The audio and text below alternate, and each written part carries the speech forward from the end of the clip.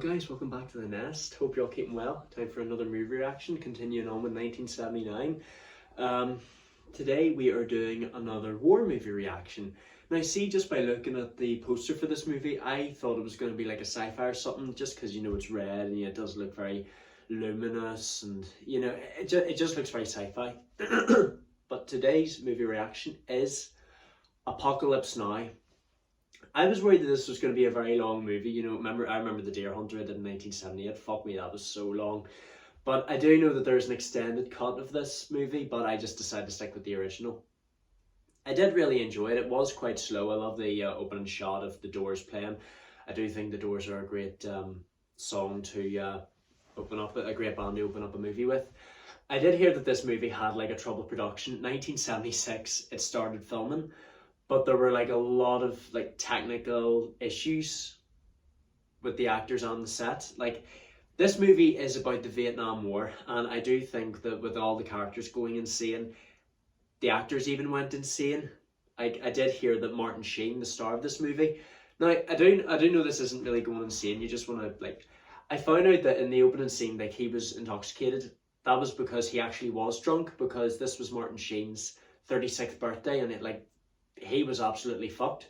So they probably took advantage of that. Francis Ford Coppola directed this, the guy who directed the two Godfather movies. He also directed this. That probably explains why he used Robert Duvall to play Kilgore. He just decided to absolutely go mental, and that's why he actually was intoxicated in this. Harrison Ford was in this movie for a short time. He wasn't a big star because, like I said, it did start filming in 1976.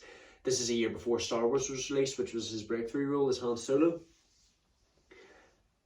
And basically the whole point of the story is that Martin Sheen's character, Willard, is tasked with hunting down and killing Colonel Kurtz, who is played by Marlon Brando. So technically you're sending an insane man to kill another insane man. Just by watching this movie, the Vietnam War seems like one of the most deadliest wars in history. Like, you do see them, playing classical music on the helicopters and shooting down innocent people. Dun dun dun dun dun dun da da da. I don't understand is why are they allowed to play music during an action scene like that? Isn't war meant to be serious? And why do they bring surfboards with them? They go on to the beach, they just surf about and have as much fun as they want. But I just don't understand how at one point Robert Duvall's character Kilgore, he's so into killing all these people, and then he saves one baby. And he's some leader, so he is, even though you don't see him for very long. I love the smell of napalm in the morning. I don't know who the most insane is out of the group. I think it's probably Chef, because the second they walk into a jungle, a fucking tiger just comes out of nowhere. To be fair, I was expecting it. Like, I was thinking when I watched this movie, is Vietnam tiger territory? And then Chef just goes fucking nuts. But then again, you're in Vietnam, in the jungle. Of course a tiger's gonna pop out of nowhere. And then they come across this boat that they just shoot all these innocent people. And they actually managed to kidnap a puppy. They killed all those innocent people just for a puppy. Look at this. It's a fucking puppy. Since they're away from their hometowns all the time, they're always like watching all these entertainment shows, but whenever they see the women on stage, they all hell breaks loose. They're just like a pack of zoo animals and all. I also heard that the helicopters, I think that, I don't know whether this is a rumor, like whether it's contrary to popular belief or not, but they did, Francis Ford Coppola actually rented these helicopters from these army bases, and I say that would cost thousands of pounds, and it did, or dollars even. And I also found out that the set nearly got destroyed because of like extreme weathers, with thunderstorms and hurricanes. Like, it was absolute hell. That's why the movie took so long to make. And Mr. Clean, and it was sad about Mr. Clean, he was listening to like his family telling him, we can't wait for you to get home. He was only a kid back then. I found out that the guy who played him, Lawrence Fishburne, he was meant to be 18 years old at the time to apply for the role, but since he wanted the role so bad, he lied about his age. he was only 14 when he started taking part in this production. And because the movie took so long, he actually was 18 by the time the film was completed. And it's sad that he gets shot.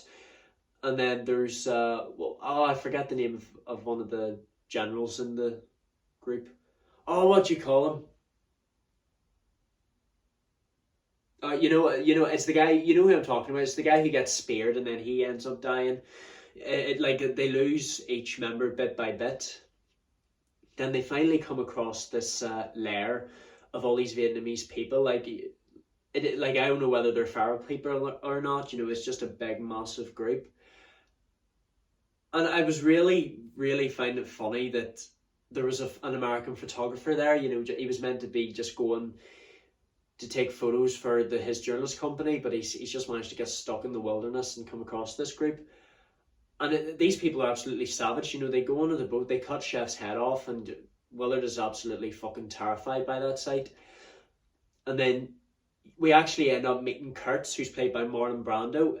I didn't really know what to expect of him. I did find out that Marlon Brando, whenever he started playing this role, he was so overweight and he was so unprepared. That's another reason why the film took so long to make. He just had to keep learning his lines, he had to build up his character, lose a lot of weight, I'd say. He had to get into shape for this movie. But he was just so mystical, I guess that's a word you can call him. And he even states, everything that my son did, I want you to go and do it too. And I think my favourite part of the whole movie was the assassination. I was hoping that Willard was going to fucking kill Kurtz and give him what he deserves. And the way he just sneaks in and kills him. And his final words. The horror. But yeah, I just did not know what I was going to expect of this movie. I knew the characters were going to be insane. I wouldn't want to be a soldier myself, but I do know that wars can be very, very difficult times for everyone. You're away from your family a lot. You see a lot of people getting their lives taken off them for absolutely no reason. Well, every war has a reason, but I just don't really want to get into it. I don't know if YouTube's going to be happy with me talking about it, but wars were fucking lethal. if you know what I mean. But I did really enjoy this movie. I enjoyed The Godfather and The Godfather Part 2, so I knew I was going to enjoy this movie. We're making great progress with 1979.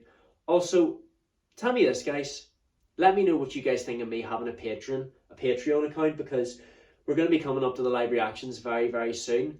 I still don't know how I'm going to get them sorted out, but I guess I'll work something out. But yeah, thank you so much for watching, you guys. Don't forget to leave a like, comment what you would like to see next, subscribe for more content, turn on notifications, tell me what you'd like to see next, share with all your friends, and I shall see you guys in the next video. And if you like the smell of napalm in the morning, do let me know. Love you all to death.